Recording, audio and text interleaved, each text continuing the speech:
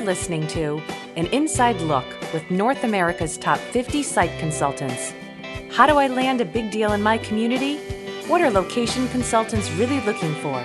Join us as we pull back the curtain and look inside the secrets of site selection with your hosts, Tim Tarentine and Amanda Harrison. We welcome you to an inside look, North America's top 50 site consultants. I'm Tim, and of course I'm joined by Amanda. We're here to celebrate and lift up those people who are changing communities through their work and site selection.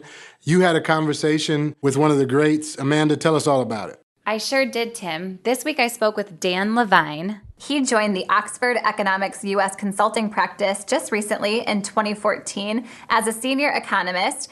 He previously led the location and incentives consulting practice at ADP, and he also owned and operated a boutique corporate relocation consulting company called Metro Compare LLC. So he's got great experience. He's had a lengthy career in location strategies consulting, economic development, and public sector finance, previously working earlier in his career for PricewaterhouseCoopers. So take a listen to what Dan has to say. We are so glad he was able to join us, and we look forward to you hearing his insights. Hi, Dan. Thank you so much for joining us today on an Inside Look, North America's top 50 site consultants, and welcome to the podcast. Thank you very much for having me. I'm pleased to be here. Well, we are pleased you're here as well, and we want to get started by getting to know you. So what are 3 things everyone should know about you? Well, I've held senior positions both in government and in business, and one of my favorite things professionally to do is to work at that intersection of the public and private sectors. I actually serve as an elected official in my hometown, and that's been a great experience because although it's fun to do projects all over the country and here at Oxford Economics all over the world, nothing is quite as satisfying as doing something in your hometown. So that's really fun. And finally, I guess I would say that despite my lack of musical talent, I continue to struggle to play guitar, something I enjoy a great deal and someday will improve on. Fun. Well, that was a perfect mix between kind of getting to know you professionally and a little bit of what you like to do in your personal time. So that's fantastic. Tell us about how you first got involved in site selection. Well, it was interesting. Around 25 years ago, a long time ago, I was invited to participate on an economic development project in New Jersey. And other team members included Saul Groves and Gene Dupre, who you might know are kind of pioneers in the site selection field. And so I had an opportunity to work with them. And through that association, one thing led to another, and I've been in or around the field ever since.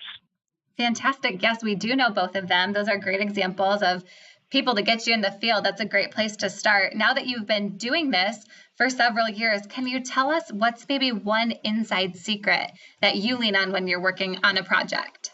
I don't know if it's a secret, but I don't know that everybody utilizes it quite as well. You know, when you do projects, it's extremely common that the same regions or areas compete against one another regularly, or at least regularly enough.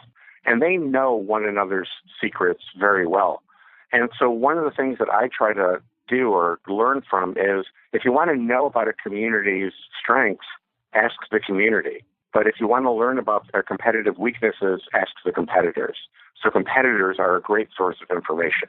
Yeah, that is a great inside secret. I guess we could call it. Yeah, a great way of looking at how to assess the competition is just to ask their neighbors. Very, very good point. When you are working with a client or a company that you represent, what seem to be some of those key issues for them that keep coming up time and time again lately? You know, the issues don't change that much. There are always nuances to every project, but, you know, what I would sort of consider the holy trinity of things that are embedded in every project are going to be a labor market assessment, overall operating costs, and the availability of property. So those 3 core foundations are going to be included in every project. And things vary a little bit about the specific skill sets that people might be looking at or the type of property changes and so forth.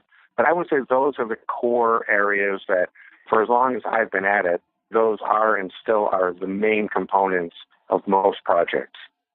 So keeping that trinity, as you called it, in mind, if there's a community out there who's got more of a limited budget, what do you think would be the most effective tools for them to invest in? In a way, I guess I'm reminded by that question of something a human resource executive told me a long time ago, that most interviews begin by asking the question, tell me about yourself. And yet most applicants aren't prepared to answer that question well.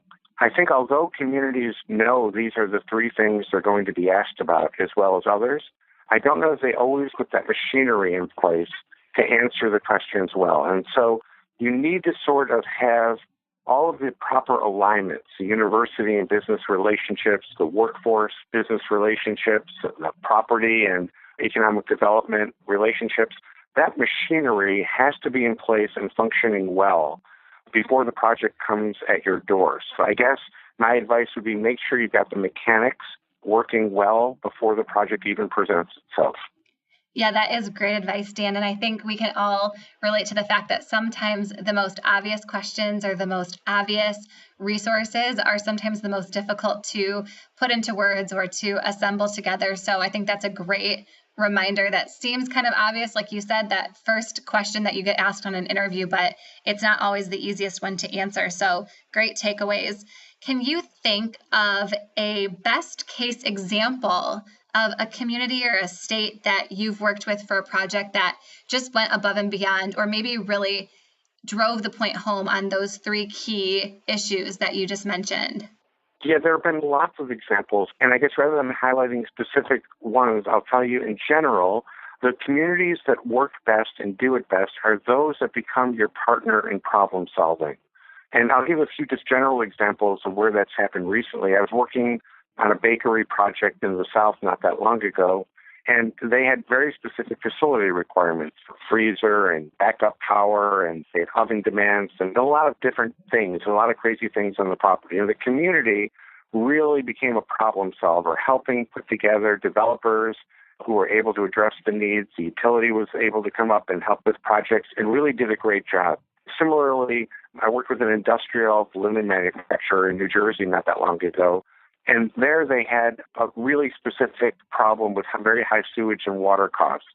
And the community really worked well with us on sort of exploring technologies, helping us figure out what will be the water and sewage rate implications of putting in various technologies. And they really became our partner in problem solving. I think those are the communities that really get it right, those that become your partner in problem solving. Yeah, those are both great examples. And I love the tagline, partner in problem solving. That's a great takeaway from our conversation today.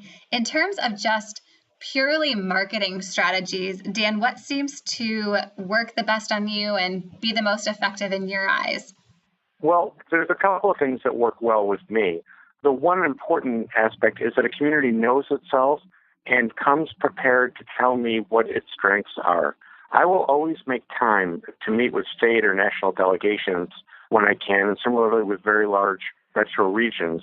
And when they're done right, those meetings can be really productive. And what do I mean by doing it right? I think you need to know your audience and what sort of my practice areas are. So in my example, we work a lot with companies that are at the preliminary stages of thinking about where they want to go, and we're doing community assessments really globally. So I'm not that concerned in the incentives and the real estate transaction generally. I really want to know, is this community going to make sense for the kinds of projects I'm working on? The sort of marketing that works really well for me is when the community or the economic development agency that's coming to talk to me knows that about my practice and comes prepared to discuss that part of the project with me, as opposed to maybe just giving me the rundown of all the latest incentives. So knowing your audience, knowing what I'm working on, the sort of information I want, really helps make those meetings more productive. Absolutely. And with all of the experience that you've had in this industry, and obviously being named one of North America's top 50 in the business by your peers, you've had some leadership experience, and with that comes lots of lessons. So is there one specific leadership lesson that you carry with you and you lean on that you could share with us today? Yeah, I guess the one thing that I would say would be share what you know. Don't hold on to information like it's secret and it's privileged. Share what you know and help others to succeed. One, nothing's more rewarding than helping colleagues and others do well. And secondly, it's a very small world out there, as anybody who's been in the practice for a while knows. And doing good by others really comes back to help you in the long run. So I would say help others, share what you know, be a team player. Best way to get along with everyone. Fantastic. So we're nearing the end of our time today. So in closing, if you could tell a room full of economic developers just one thing, what would that be? It's very good to be aspirational in what you're trying to attract, but don't leave reality too far behind. So make sure what you're seeking is firmly embedded in what your community can actually deliver, making sure that all parts of your community are participating.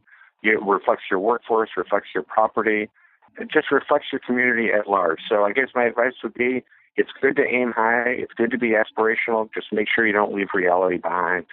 Excellent advice. Thank you so much, Dan, for taking the time to speak with us today and to share the wealth of knowledge that you've accumulated over your time in this industry. We really appreciate you, and we want to congratulate you again on being named one of North America's top 50 site consultants. Thank you very much. It was my pleasure speaking with you. Thank you for tuning in to North America's Top 50, produced by Consultant Connect, where we're working to bridge the gap between leading economic developers and location consultants. To learn more about what we do and how to get involved, please visit consultantconnect.com or tweet me at Ron Kitchens.